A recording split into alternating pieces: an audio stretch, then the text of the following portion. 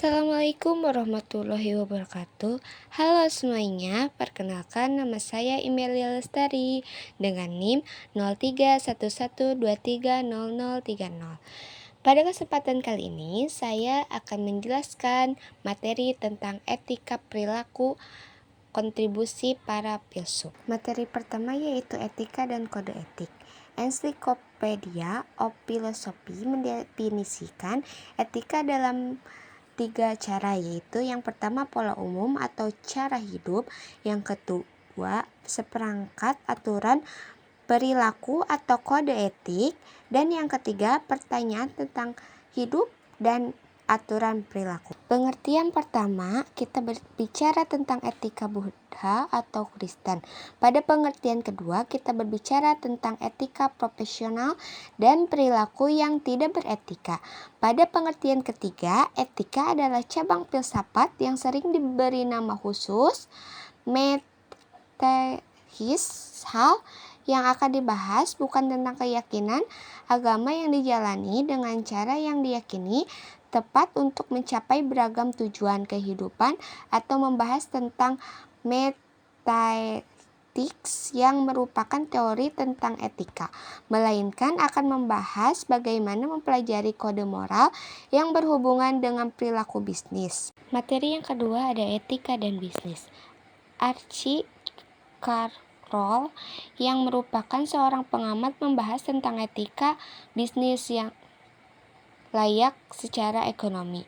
Jika bisnis itu tidak menguntungkan, maka pebisnis akan mundur dari bisnis dan bertanya serta berdebat tentang perilaku bisnis yang tepat. Akibatnya, tujuan utama perusahaan melakukan bisnis adalah untuk mendapatkan keuntungan. Padahal tujuan dasar dari bisnis adalah menyediakan barang dan jasa secara efektif dan efisien. Yang selanjutnya ada kepentingan pribadi dan ekonomi. Konsep kepentingan diri sendiri memiliki tradisi yang panjang dalam filsafat empiris Inggris untuk menjelaskan harmoni sosial dan kerjasama ekonomi yang baik. Thomas Hobbes tahun 1588 sampai 1679 berpendapat bahwa kepentingan diri memotivasi orang untuk membentuk masyarakat sipil yang damai. Selanjutnya, etika, bisnis, dan hukum. Skaward dan Carroll berpendapat bahwa bisnis, etika, dan hukum dapat dilihat sebagai 3 lingkaran berpotongan diagram Venn. Diagram tersebut dibagi menjadi 7 area, yaitu area pertama merupakan aspek kegiatan usaha yang tidak tercakup oleh hukum atau etika. Area kedua, terdapat hukum yang tidak ada hubungan dengan etika atau bisnis.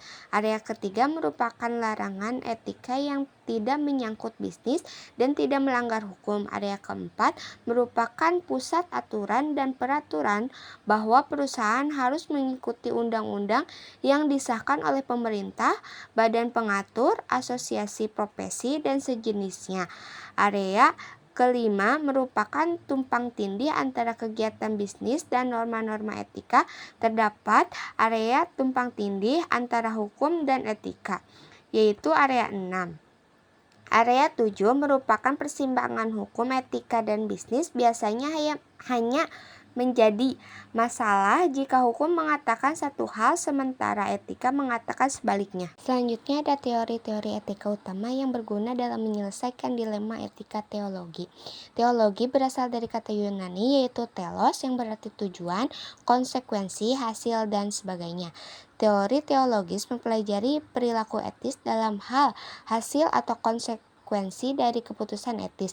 Teologi berhubungan dengan banyak hasil yang berorientasi pada orang-orang bisnis karena berfokus pada dampak pengambilan keputusan, mengevaluasi keputusan yang baik atau buruk, diterima atau tidak dapat diterima dalam hal konsekuensi dari keputusan tersebut.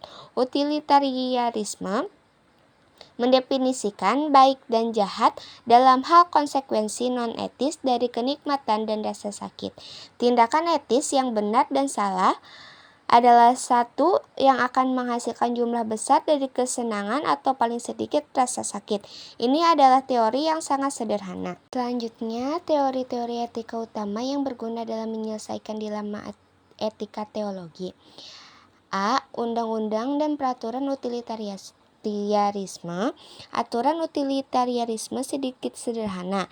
Ia mengakui bahwa pengambilan keputusan manusia sering dipadu oleh aturan. Sebagai contoh, kebanyakan orang percaya bahwa lebih baik untuk mengatakan kebenaran daripada kebohongan. Meskipun pengecualian diakui, penyampaian kebenaran adalah standar perilaku etis manusia normal. Jadi prinsip untuk setoran utilitarisme adalah ikuti aturan yang cenderung memberikan pengaruh terbesar dalam tingkat kesenangan atas rasa sakit untuk jumlah terbesar dari orang-orang yang mungkin akan terpengaruh oleh tindakan.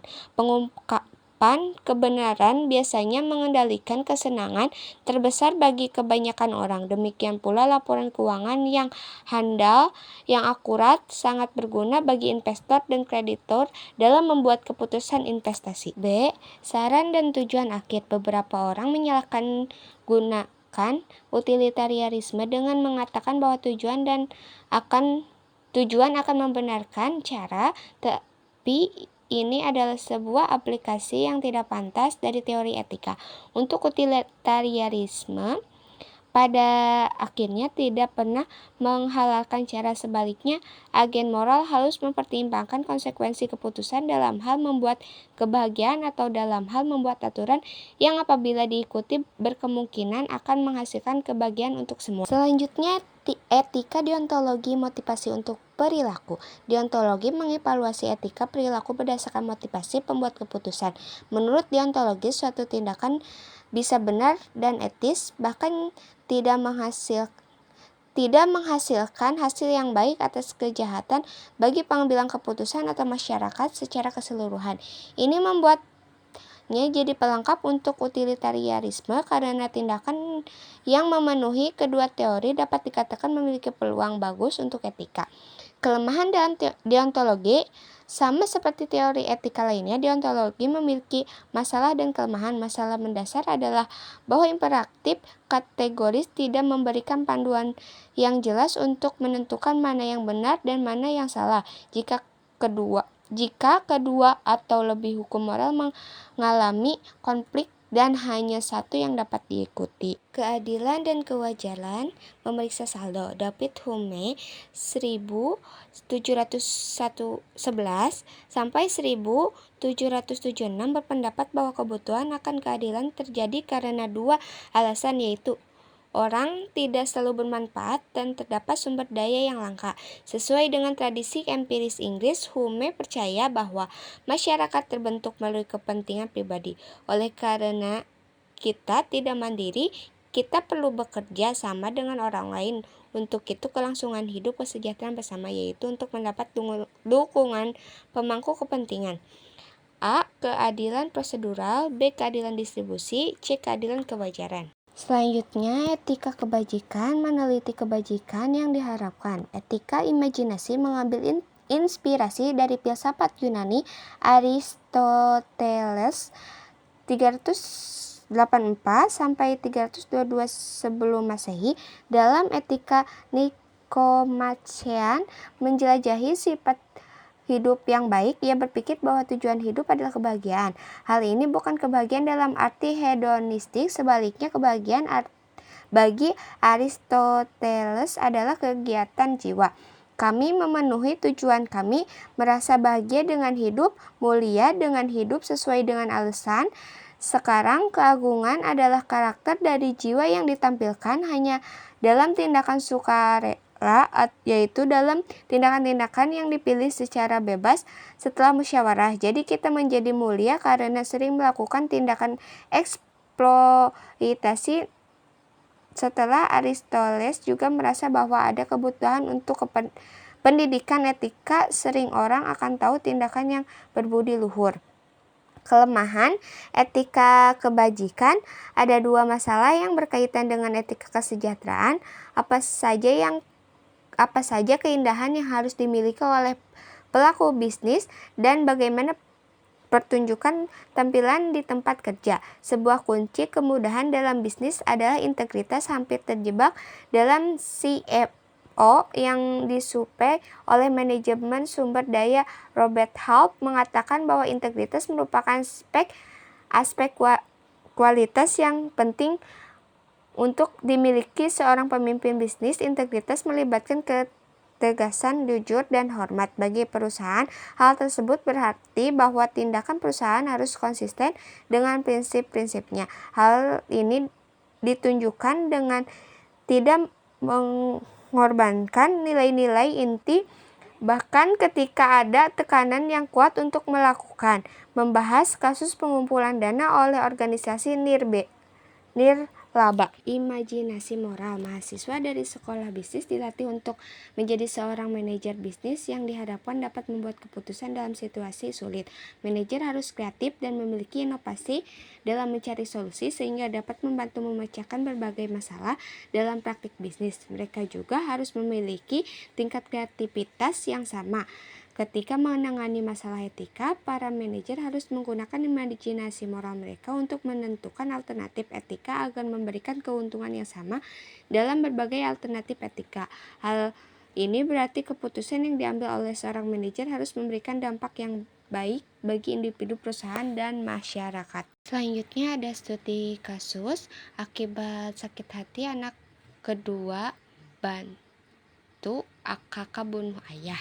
Nah, hubungan studi kasus ini dengan materi ini adalah etika perilaku dalam kasus ini sangat kompleks. Membunuh adalah tindakan melanggar norma moral dan hukum, namun memahami latar belakang dan motivasi pelaku dapat membantu dalam menganalisis etika perilaku mereka. Dalam kasus ini penting untuk mempertimbangkan apakah anak kedua dan kakak memiliki pilihan lain. Selain melakukan pembunuhan, tindakan pembunuhan memiliki konsekuensi hukum yang serius.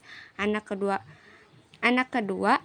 dan kakak akan menghadapi hukuman penjara yang berat. Kasus ini juga akan berdampak buruk pada keluarga mereka dan menimbulkan rasa trauma dan perpecahan. Mungkin cukup sekian dari penjelasan dari saya, kurang lebihnya mohon maaf. Sekian, wassalamualaikum warahmatullahi wabarakatuh.